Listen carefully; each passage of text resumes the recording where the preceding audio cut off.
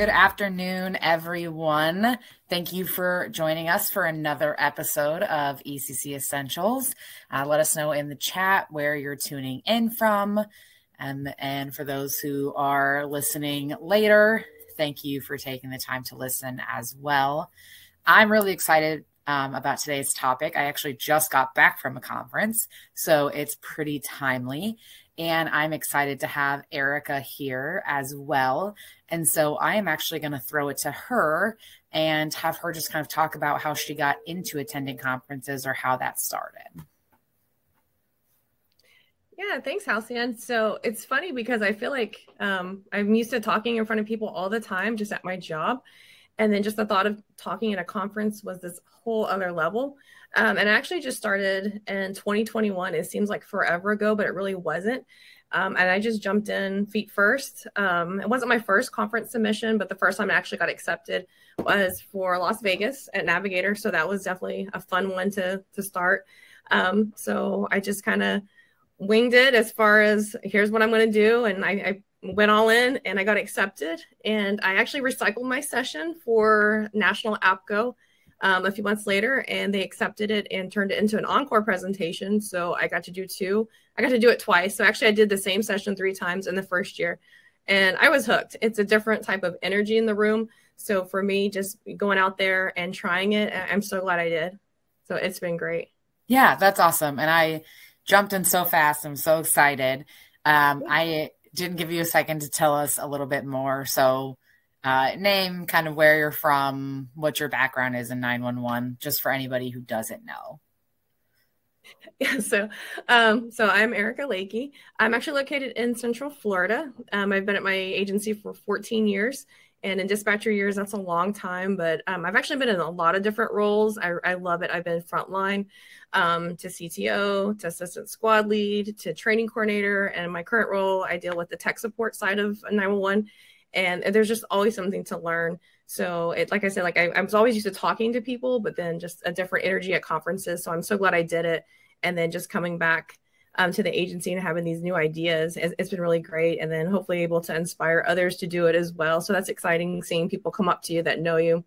But yeah, just this time in the industry, it's been great. There's always something new to learn. And every time I learn something, I realize I don't know everything. I need to sign up for the next session, the next training. There's always something going on. There really is.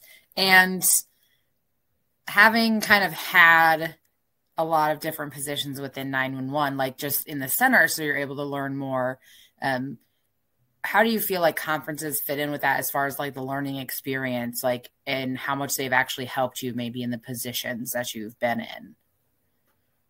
Yeah, the expression, know your audience, that's huge. It really is, because even like I mentioned, repeating the sessions, it's not the same session every time. You always have to make little modifications and just really feel the audience. So that's been great in a live environment. And then switching to virtual, that was another challenge because you don't get to see anyone. Everyone has their camera off, they're muted, maybe the chat, maybe not. So it's been really challenging. And I really encourage anyone who's maybe on the fence to just go for it and try. And even if you are a co-presenter with someone, that's a great way to get your feet wet too. And then when you have the courage to try it by yourself, just put yourself out there, because people want to hear you talk because you have a unique perspective, because no one has done the exact same pathway that I've done. And everyone I meet has learned something different. And even new trainees that come in, I'm always learning something from them. So I always have that mindset, and I make sure they know that too. I don't know everything, but usually I know someone who knows a resource, and I'll try to get the answer back to you. Yes. Yeah. And today we're kind of, lumping it all together since it's a quick session. So whether you're going to speak, whether you're going to just attend, we're going to kind of be covering a little bit of everything too. So for anybody listening, if you're like, absolutely no way, I'm never presenting, I'm never submitting, like, that's okay. Keep listening because we're going to kind of touch on it all. So don't just turn it off right now. I promise we'll talk about other stuff as well. So yeah, first we started in the audience before we ended up on the stage. So that's a great place to start. Yes, exactly. My first conference was actually 2019, the National NENA, just as an attendee through the Gold Line Scholarship. And towards the end, we will actually talk more about scholarships and how to help fund your trip, because a lot of times that's one of the biggest hurdles of getting to conferences. So before we get to that, we will go through just kind of some do's and don'ts.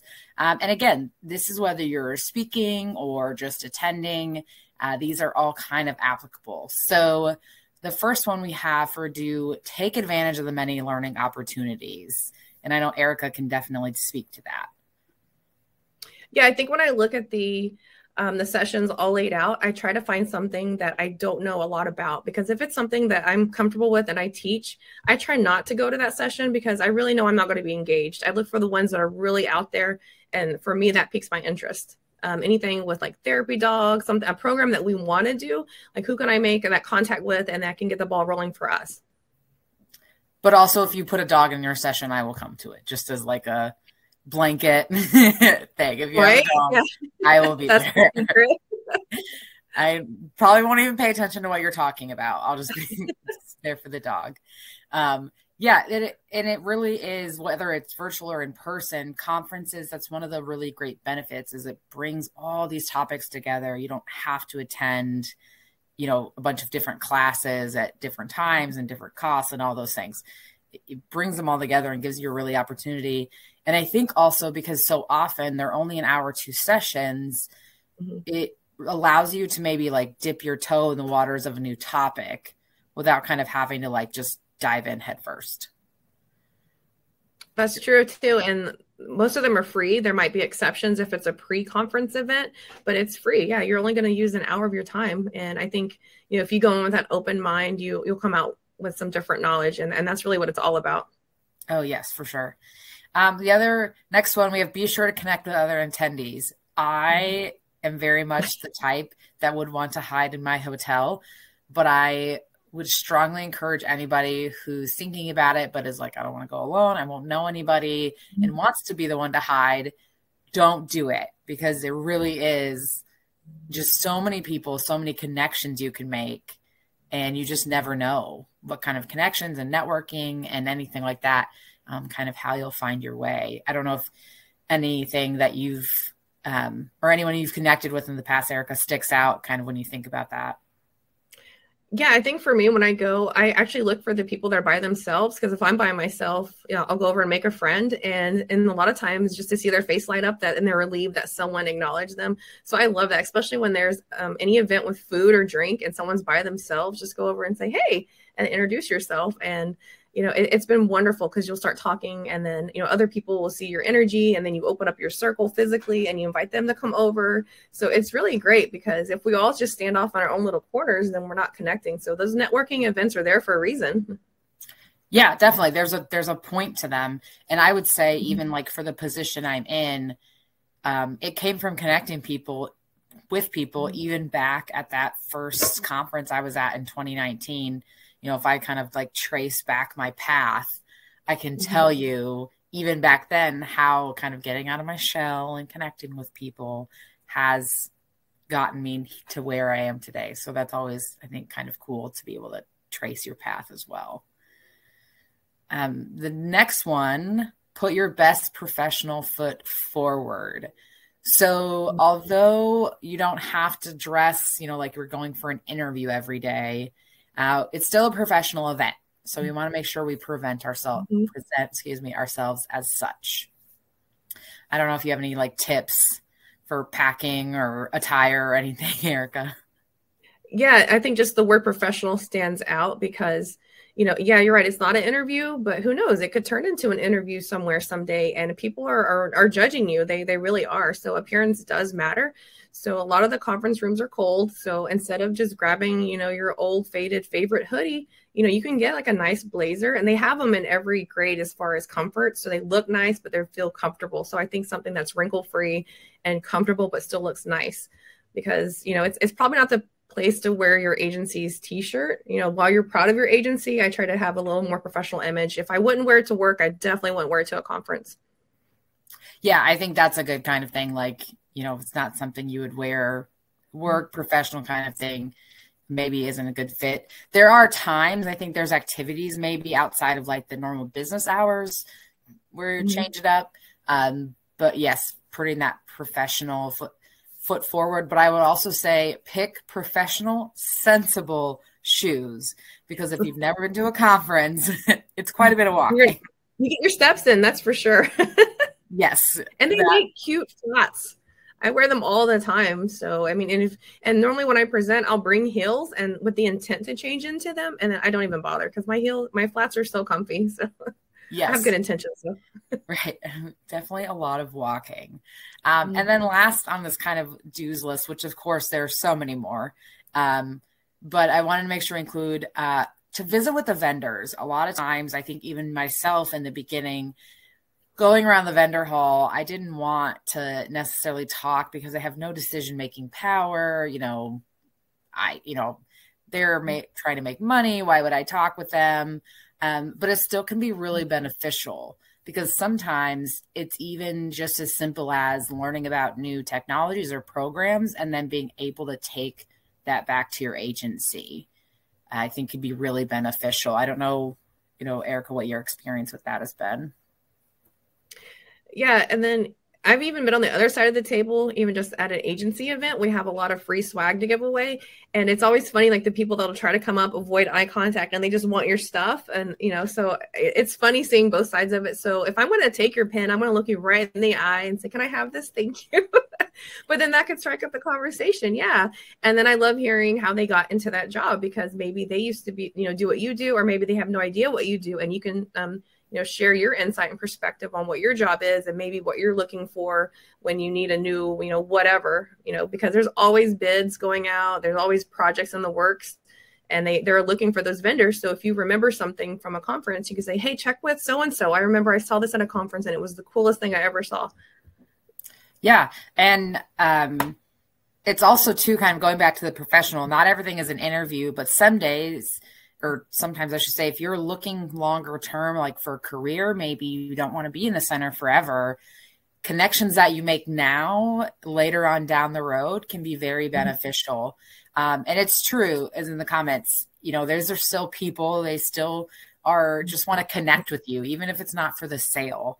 And they may be people who came directly from the center. So they know exactly how you feel when you're like trying to grab the pen without making eye contact. And they're just saying hello to say hello. They're not going to, try to trap you at their booth by any means. But there's so many good people who have come from the center and maybe even not, but they truly are, allies for the industry and big supporters. So just because, they're a vendor or an industry partner, and you don't have decision-making power, maybe don't let that stop you from connecting. That's so true. Yeah. And I always take a business card because you never know, because just because I'm not the decision maker doesn't mean I can't pass it up my chain and maybe they can, reach out or we can have that conversation later. So, but yeah, I see in the chat, a lot of people mentioning that's Yasmin. Yeah. There are people too. She just made the jump from public to private. So she still needs those things. Oh, and along with that too, and this will kind of go to funding, volunteering. Ruth in the comments brought up volunteering as well, is a great way to also, if you're the type to hide, volunteer to kind of force you out of your shell because then you don't have a choice. And so it's also something to think about when you're thinking about going to a conference. And also the business card reminded me, actually, a lot of times vendors are doing giveaways and the easiest way to enter is to put your business card. Yes, that's my favorite. Yeah, I totally judge the swag. And then if there's a prize, take all my business cards. Yes. Yes, that is one. It's a simple thing, but it can be really beneficial. Everyone loves free. Yeah. Everybody loves free.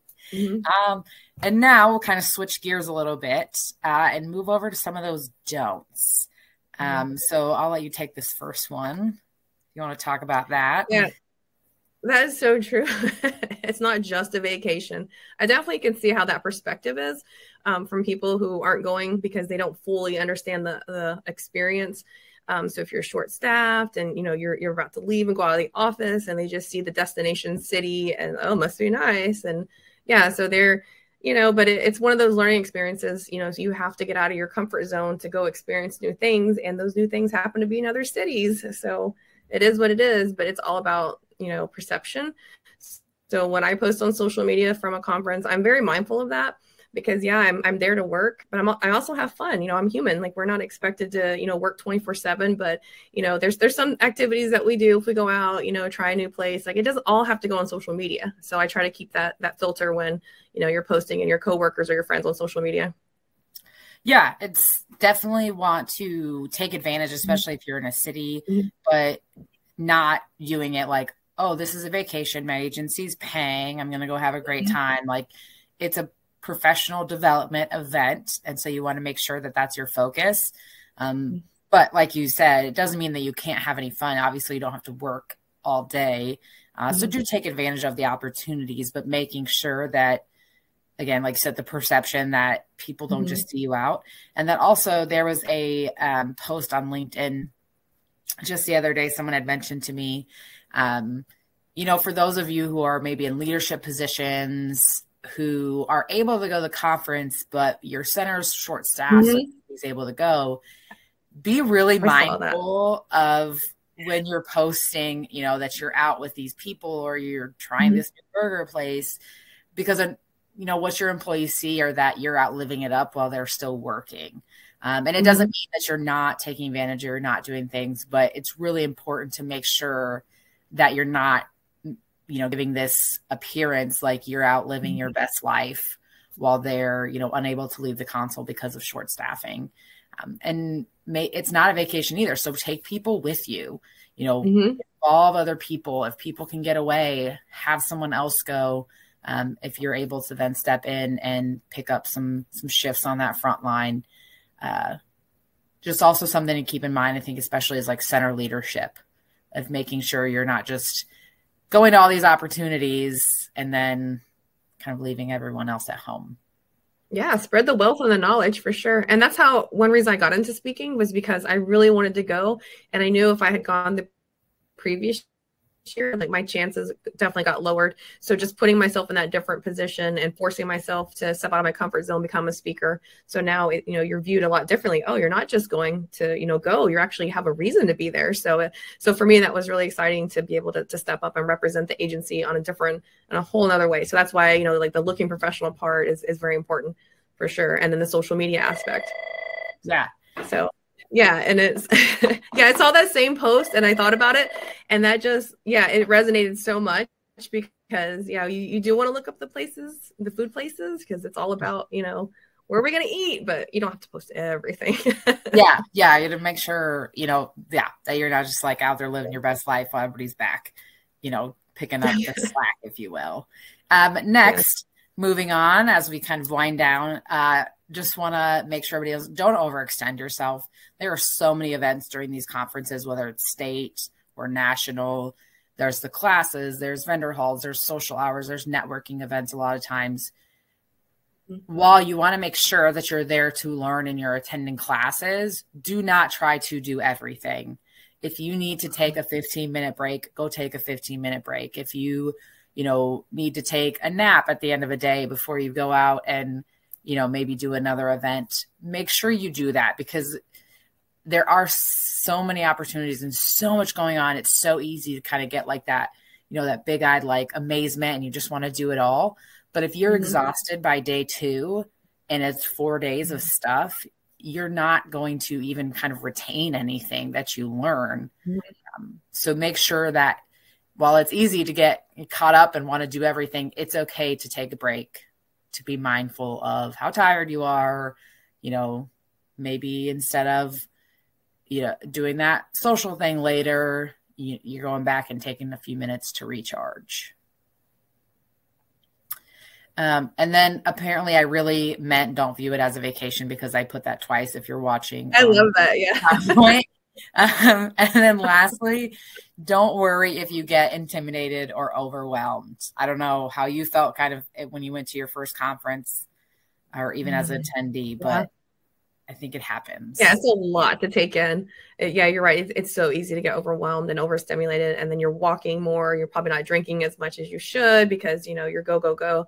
But yeah, it does happen. And then, you know, you come back and you need a vacation from your conference. But yeah, but that's part of it. It's all about pacing yourself for sure. Yeah. And especially when I went to my first one, I was like, oh my gosh, everybody here knows more than me. I'm going to these classes. They don't know what they're talking about. I've never heard of these things. I promise you, you are not the only one in that room who probably hasn't heard about something or is newer to the industry, isn't quite sure what someone's talking about. So don't ever feel like, that you're behind or that you don't know something you should know, because that's kind of one of the big points of having them. Again, like we mentioned before, it's the learning. So that is your time to take advantage and go, actually, I don't know a lot about that, and connect with somebody. Maybe that's the presenter, maybe it's a vendor who can help you learn more about it. Yeah. And then if you are afraid to ask that question at a session in front of everyone, I love it when the speakers let everyone out just a little bit early so you can go up one-on-one and talk to them. That's my favorite part, because sometimes you can feel a little intimidated by your peers in the industry if you're asking a question and it seems so obvious to everyone but you. But yeah, that one-on-one speaker time, I think, is a great time to engage with them, and they see that they did connect with someone in the audience. So I try to, let everyone out just a little bit early, and then that, just opens everyone up to come talk to me one-on-one and ask those questions. So I really enjoy that when other speakers do that too. Yeah. And I like that. I feel the same kind of, so when I'm speaking and I'm done and people come ask me questions, it's kind of signals to me that, like, yes, people are listening. Yeah. And connecting with the info because now they have questions. That's so true. So before we wrap up, we wanted to talk a little bit about funding your trip. Like I mentioned, a lot of times that's kind of the big hurdle, because conference expenses can add up depending on how much it costs to fly or drive, hotel, and those kinds of things. The total quickly builds. So there are options. Your agency might pay for it. You may pay out of pocket. I think a lot of times people feel like my agency should pay for me to go. If they want me to learn more about this job, they need to pay. And while I think it's good for agencies to help send people to these things, don't ever let that stop you, because at the end of the day, you're responsible for your learning. And as easy as it is to use that as an excuse, and I know we don't make much in dispatch, so it can be tough, don't just automatically write it off and say, my agency doesn't send us to those things, so I'll never go. You have to be able to find different ways to pay for that. So don't be afraid to save up. I truly feel like if you did, you would find that it is definitely worth the cost. And then a few other ways are submitting sessions as a speaker and then scholarships. And I'll let you talk a little bit about those two things, Erica. Yeah. So like I mentioned before, I did submit because I wanted to go. That's how badly I wanted to go, because the agency had paid for me the year before. And I'm like, and I already talked myself out of it. They're not going to pay for me to go again. And then I realized, unless I put in a PTO request and then I'm presenting, and then it's my own dime. So yeah, because a lot of times, the dates a year in advance. As soon as one conference is over, they're announcing the next one because they want to get everyone excited for it and get ready to create that content. So you have a year to plan. And, if you have to use your own PTO, that's an investment in yourself. And that's something that, I don't think I've ever regretted going and saying, oh, I wish I had done that. But, and then the scholarships, I actually got a scholarship to NINA. So I went for the first time last year. It was amazing. Yasmin Barnett's actually on the scholarship committee, and I don't want to, steal their thunder, but they are coming out soon with more scholarships. So be on the lookout for that. It's year round. It's not just every January it comes out, and if you miss out, you miss out. No, it's always ongoing. But then by going to NINA for the first time, it was so exciting to be an attendee and just take it all in. And I got to do things that I probably never would have done before, learn about more scholarships. That's how I got my EMP. I learned about scholarships there. I did a boot camp there, and then I got it all paid for. So yeah, just by stepping out just a little bit, I learned about more opportunities, and it has the trickle down effect. And then I can, share the wealth with other people. Okay, you asked your agency, they said no. Okay, what's next? And they just go down the line. And then maybe you can't go to the farthest away destination, but there's other conferences all over where we've kind of gone back away from virtual and back to the in-person. There's always an option, state level, local level, national, virtual. So, you just have to get creative and keep an open mind for sure.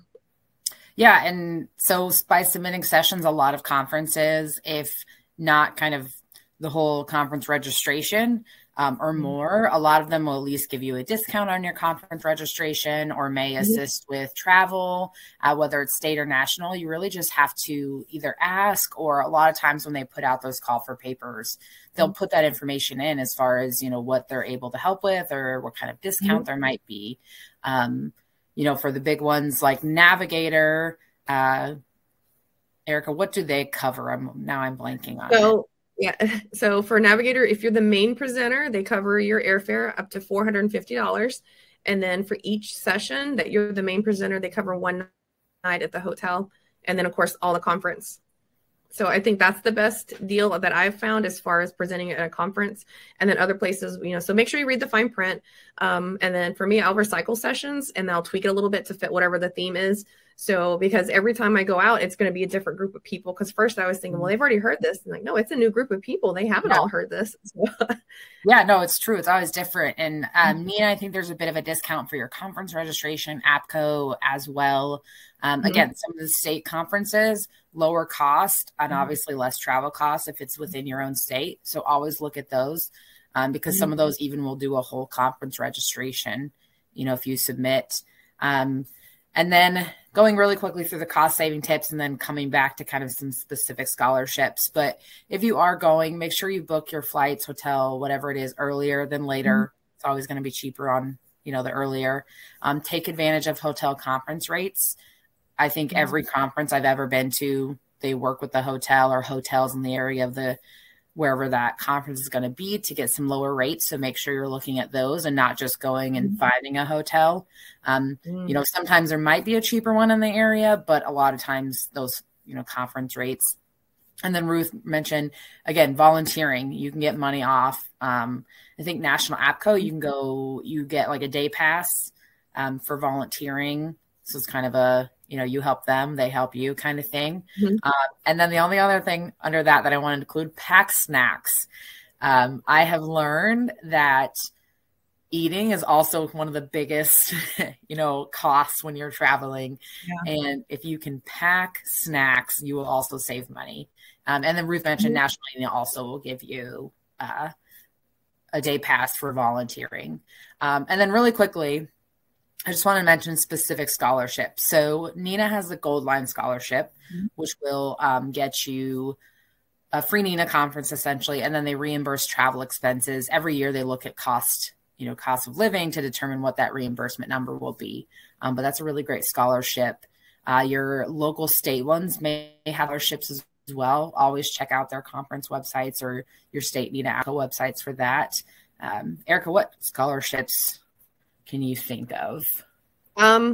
The one I did is actually the inaugural one, but for Nina was the Women in 911. So that was a great one. And it had, I forgot the max out, but it included the airfare, the hotel, the conference, everything. And I actually didn't meet the whole quota. So that was great. I didn't have to claim all of it. So that was huge, especially when you're asking the agency, hey, can I take time off to go to this? Oh yeah. And it's all paid for. So that's great.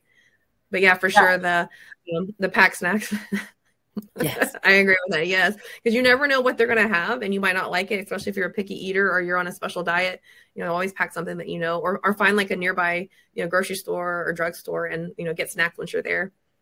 Yeah, and I know APCO has scholarships. I believe Navigator may have some scholarships. Just always kind of look for those different avenues, because that's also something is sometimes they don't. I think people assume, oh, everybody's applying for this, and I can tell you right now that that's not true. Yeah. And sometimes they have more scholarships than people apply. So definitely look.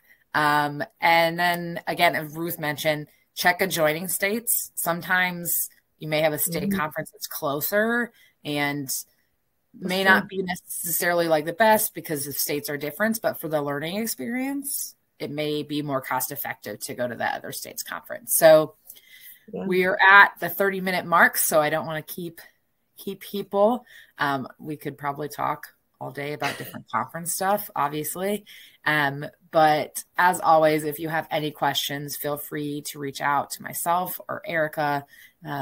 Either of us would be happy to answer, give you more insight.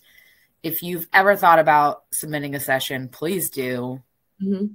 Even if you don't want to go on and may have a speaking career, but you just have information you want to share, don't be afraid to submit those. And then lastly, next episode, we will be talking about recognition at the state level for recognition as first responders. And that will be with Art Kirby and Dan Koenig out of Florida. So I am going to put the link in the comments for those watching live. If you want to go ahead and get registered for that, that'll be in 2 weeks on the 23rd. Same time, same place, same bat channel, however that goes. Any last thoughts, Erica, before we wrap it up? No, yeah, what you said about just put in to be a speaker, because you already know your audience. Like, we all have the same mentality, so it's not that scary, I promise. And people actually want to be there, unlike in-service training. So it's definitely a different energy in the room. Right. Yes, it's definitely different than in-service training. Don't feel like that's what the vibe is going to be. No. So with that, thank you for those, again, who have joined us live. Thank you for anybody listening. If you are waiting, we will get this uploaded to SoundCloud and Apple Podcasts as well as YouTube just as soon as we can, so you're able to watch the replay or listen from any one of those platforms. And we will see you guys all again in 2 weeks. Have a great rest of your Thursday.